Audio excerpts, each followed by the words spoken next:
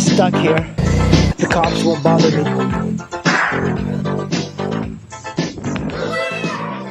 Hey guys, I am going to take the Tenere. I'm going to fill it up. Ah man, this thing drinks gas like crazy. Very slow engine cranking, so I fear that my battery might be going. This bike is surprisingly light on its feet, and it's not that tall, and it's easy. It's like easy to get in and out, and I have it in sport mode, by the way, so but very easy to ride. Very easy.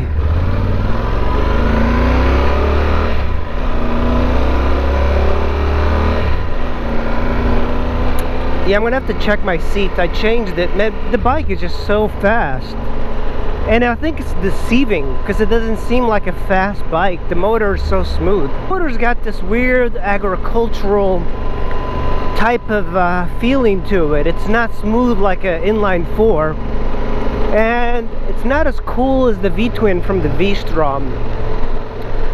But the bike is just so effortless to ride. And I'm on sport mode, so there's the power is disabled. The weird thing is when I switch to touring mode, I actually don't think this bike needs a touring mode. You should just have it on S. It's not like it's a difficult bike to ride on S. Gas has gotten expensive, man. Man, it actually turns in faster than I expect.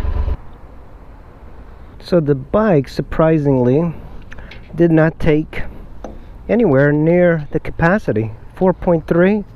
So I'm going to start it up. The battery is just so low, and it's a good bike. The aerodynamics are really good, or the ergonomics and everything about the bike is very comfortable. Yeah, this is a much better bike than what I was expecting.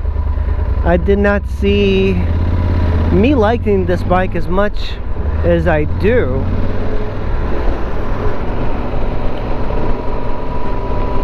"93 degrees today." And by the way, this is a terrible design, putting these cables here. What the hell was Yamaha thinking? It's like, if I want to like go in here, I have to like push them down. You know, it would be nice if these buttons, the top buttons, were actually in the handlebars. But I know I'm being a little bit picky in that respect, but Jesus, these cables like this, is that normal or should they be reversed? I wonder if I can reverse them.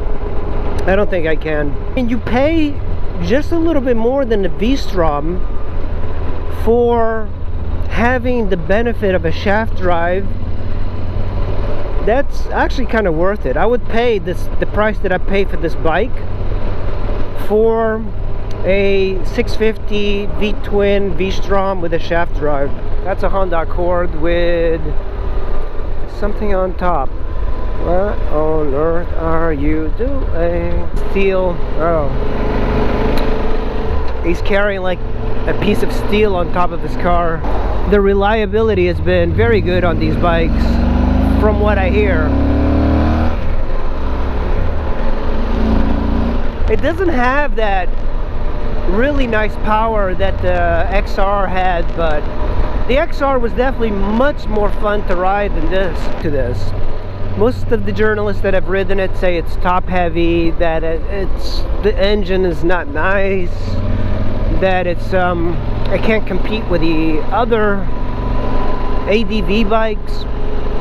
I don't know, I find it to be very flickable, and I need a new tire, so it actually rides extremely well. I don't know what the hell they're talking about. It's actually very fun to ride. It's very comfortable. The position on it it's really good. It actually, when you sit on it, it looks massive. The tank kind of flares out, but when you look at it in person, you know, when you're standing off the bike, it actually doesn't seem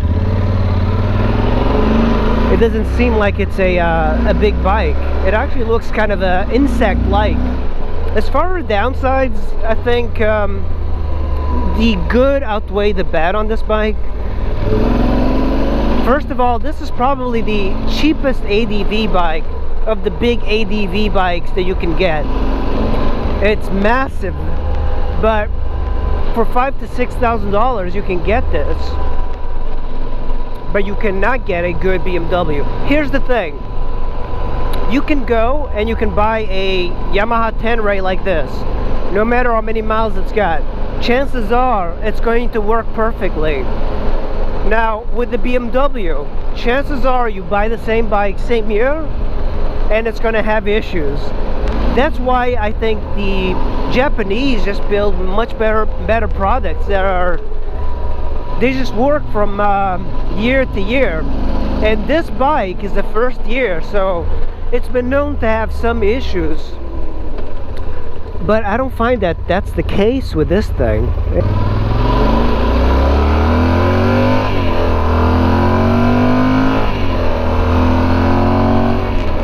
Handles remarkably well.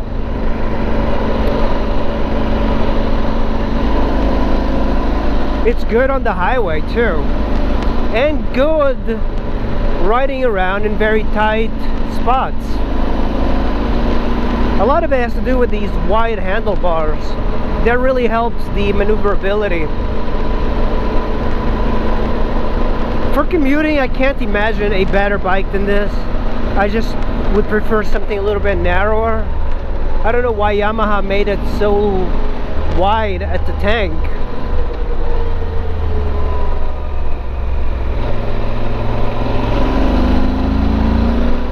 It doesn't, like,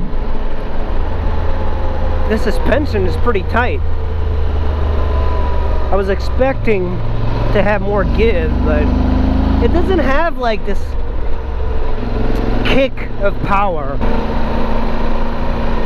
You know, from the get-go, the bike does move really well.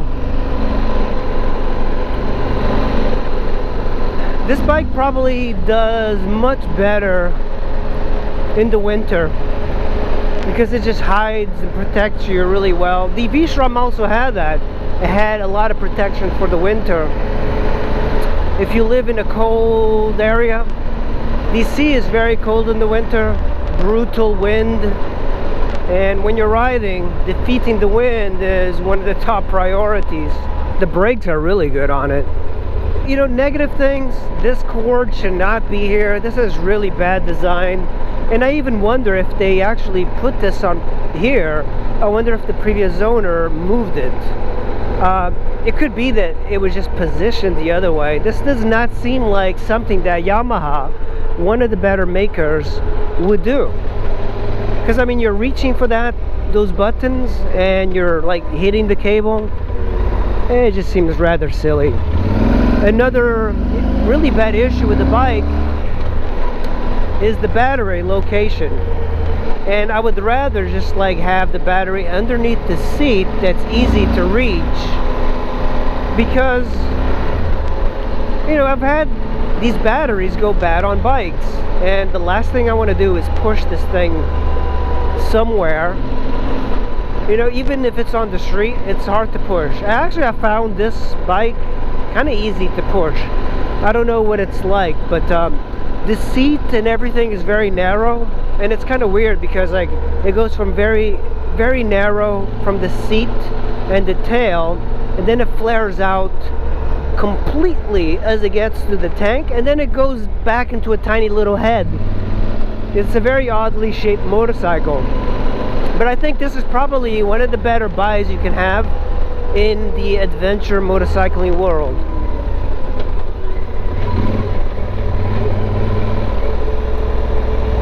Whoa.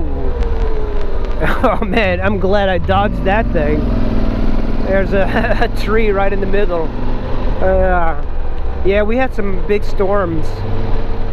I like the idea that this thing is the underdog of the big adventure open class. Like the GS, all the posers, all the dentists like the GS, and then they read their little magazines, and the magazine says Yamaha Tenere, it's heavy, ooh, it's a heavy bike, woo, and then they don't buy it.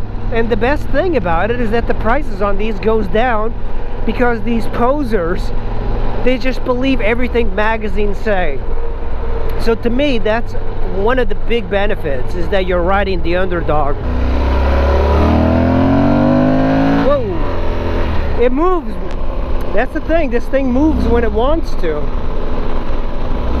But what I like about ADV bikes is that I actually kind of wanted to come up in that.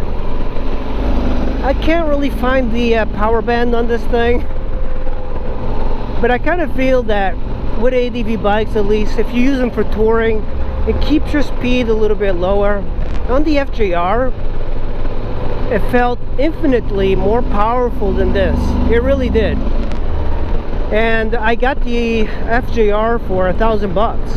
And if you want a powerful bike, you're better off still getting a sport touring bike, because they do give you a whole lot more power than this. This does not seem powerful. I think even a beginner can get on this bike and ride it. It just doesn't feel like the type of bike that somebody would get in trouble. Look at this guy, obviously paying attention to his phone. Well, squids, thanks for watching. I really appreciate it. If you liked the video, hit that subscribe button, and I will see you in the next video. Bye. I got worms.